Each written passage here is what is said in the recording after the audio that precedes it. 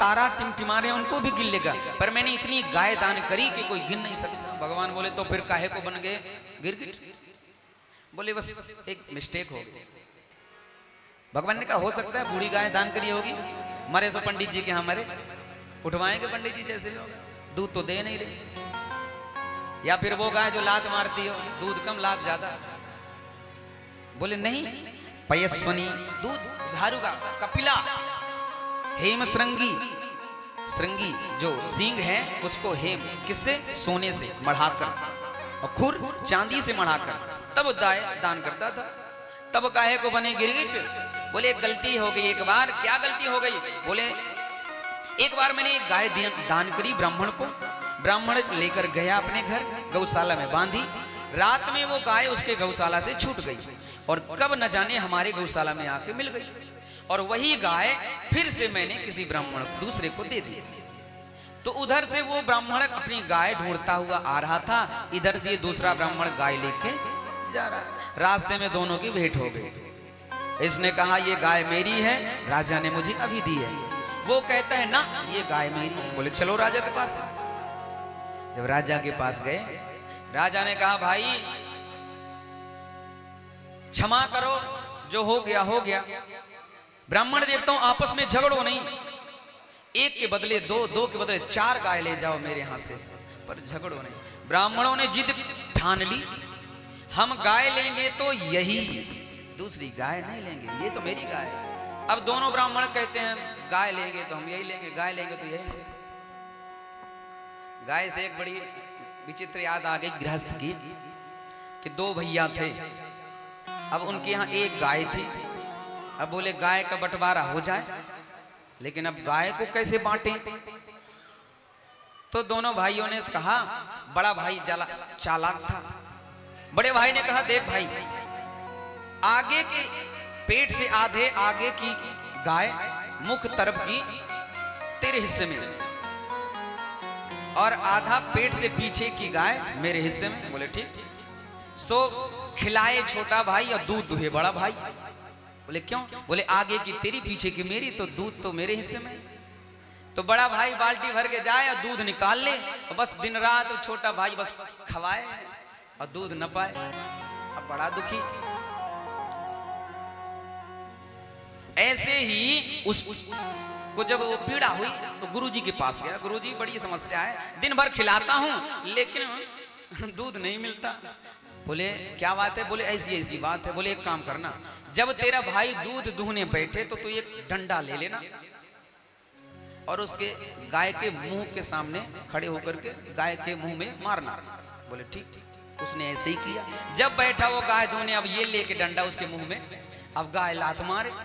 बड़ा भाई बोले ए क्या कर रहा है? बोले हम अपने हिस्से में करें, कुछ भी करें, तुझे क्या प्रॉब्लम? आगे का हिस्सा मेरा, चाहे मैं मारूं चाहे पुचकारूं। तब बड़े भाई को अकल आई, कोई बात नहीं भाई, एक दिन तू धुले एक दिन मैं। बोले एक कंबल था। बोले कंबल को कैसे बांटे? बड़ा भाई बोला ठंडी का सीजन है, दिन भर तू कंबल रख, रात को मुझे दे देना। बोले ठीक। छोटा भाई बेचारा सीधा साधा, दिन भर रखे, जब जरूरत नहीं हो तो चौपड़ आके रख दे, और शाम होते ही बड़ा भाई बोले ला, और रात भर चकाचक उस कंबल में ओढ़ के आनंद ले। फिर परेशान। गुरुजी ने कहा एक काम करना, जैसे ही शाम हो तो तू एक इस कंबल को बाल्टी में भर के पानी भिगो देना, भर के पानी बाल्टी में डाल देना। बोले ठीक। अब आया, शाम हुई, जब बड़ा भाई आया, भाई कंबल दे। बोले जा बाल्टी में रखा, ले ले। बोले ये क्या किया तूने, गीला कर दिया, अब कैसे ओढ़ेंगे? बोले मेरी मर्जी, मेरे हिस्से में था, मैं चाहे उसे कुछ भी करूं, मेरे हिस्से में चाहे कुछ भी करें। तो ये हास्य की फिर बोले वाले कृष्ण लाले की जय। ब्राह्मणों ने जिद कर दी, मुझे यही गाय चाहिए। अंत में ब्राह्मण उस गाय को छोड़ के चले गए, ये कहकर कि राजा तुझे राजा किसने बना दिया? अरे एक छोटा सा निर्णय तू नहीं ले पा रहा है। इसीलिए कहते हैं राज धर्मान दान धर्मान मोक्ष धर्मान विभागसा, स्त्री धर्मान भगवत धर्मान समा सभ्या संयोगता।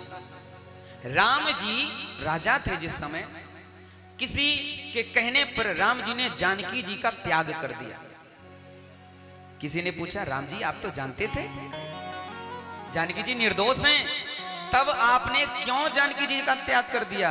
तब राम जी ने कहा था बेटा यही है राजधर्म, जिसमें अपना सुख नहीं होता, जिसमें अपनी चिंता नहीं, केवल और केवल प्रजा की सुननी जाती है। और सबसे बड़ी बात, राम जी ने जानकी जी का जिस दिन त्याग किया उस दिन अपने आप को बड़ा भाग्यशाली माना और खुश हुए। क्यों?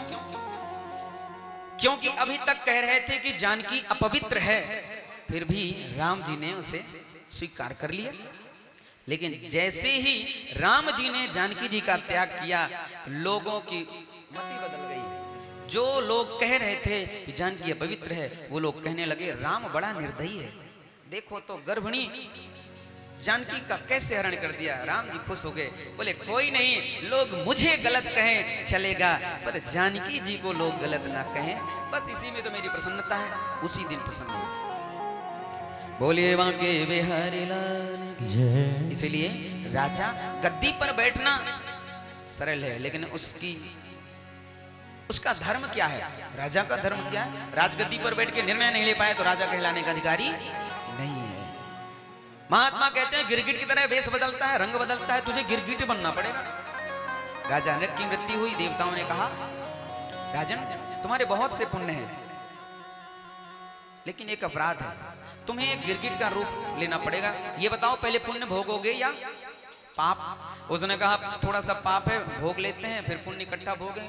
इतने से पाप मिटाने के चक्कर में पाप ही पाप करता गया। इसीलिए कहा गया है कई बार पुण्य करते करते पाप खत्म कर सकते हैं, लेकिन कई बार पाप करते करते पुण्य खत्म कर सकते हैं। आज यहां भी यही हुआ, थोड़ा सा पाप था, सोचा था पाप खत्म हो जाएगा तो पुण्य इकट्ठा भोगेंगे, लेकिन जब वो गिरगिट बन गया तो कीड़ा मकोड़ा खाने लगा, इससे वो पाप बढ़ता चला गया। आज जाकर के उसका उद्धार हुआ और भगवान के दर्शन करके कहता है प्रभु अब मेरा सुंदर समय आ गया है, मैं आपका दर्शन करके अब अपने लोक को जाता हूँ। बोले वक्त वत्सल भगवान की जय। एक राजा है पौंड्रक, उसका मंत्री काशीराज। पौंड्रक ने पूछा भाई मंत्री ये बता कृष्ण की पूजा क्यों होती है? बोले कृष्ण के 4 ठो हाथ हैं, उसके पास शंख चक्र गदा पद्म, इसलिए पूजा होती है। बोले अगर हमारे पास हो जाए तो? बोले होगी तेरी पूजा। बोले फिर ठीक, बुला बुढ़ाई को।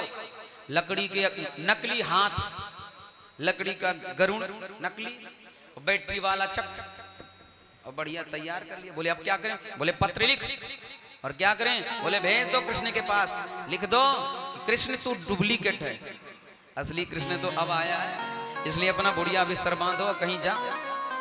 भगवान उद्धव को साथ में लिए, बोले चलो इस्तीफा सौंप के आते हैं। जैसे ही पहुंचे पौंड्रक के द्वार पर, पौंड्रक के दरवाजे में जब भगवान कृष्ण पहुंचे तो घबराया।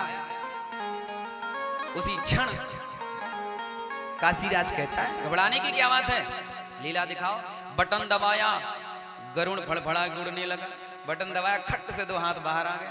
बटन दबाते चक्र चलने लगा। भगवान बोले भाई कुछ भी हो, कैसा भी है, पर इसने मुझ जैसे बनने के लिए इसने मेरा कितना चिंतन किया होगा।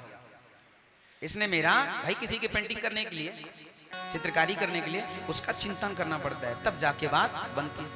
और भगवान कहते हैं मैं तो उसका कल्याण करता हूं। किसका? बोले जो मेरा स्मरण करता है, मेरा चिंतन करता है, मेरा भजन करता है, मेरा सुमिरन करता है, चाहे वो किसी भी स्थिति परिस्थिति में। भाई को भाई अनख्याल नाम जपत मंगल दिश दसहु। क्या उसका कल्याण भगवान ने चक्र चलाया। गोविंदाय नमः। काशीराज का मंत्री जो भी आए सब स्वाहा। बोले बांके बिहारी लाल की। भगवान बलराम वृंदावन के लिए जब गए होली का उत्सव करने के लिए, वहां पर एक द्विविध नाम के बानर का बलराम जी ने उद्धार किया। नारद जी महाराज एक बार पुनः भगवान की गृहस्थ लीला देखने के लिए आए।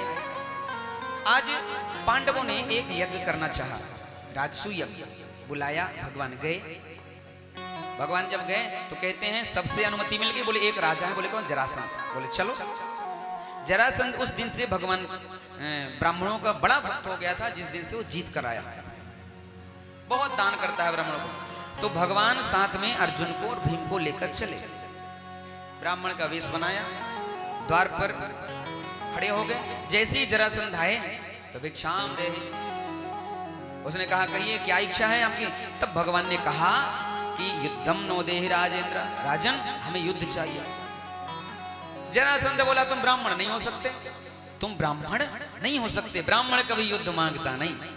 एक महात्मा कह रहे थे असली ब्राह्मण की पहचान करना हो, अब तो खैर नहीं है हो पाती, लेकिन असली ब्राह्मण की पहचान करनी हो तो भंडारा करो, और भंडारे में सबसे पहले जो जाके बैठ जाए बोले ये पक्का ब्राह्मण है।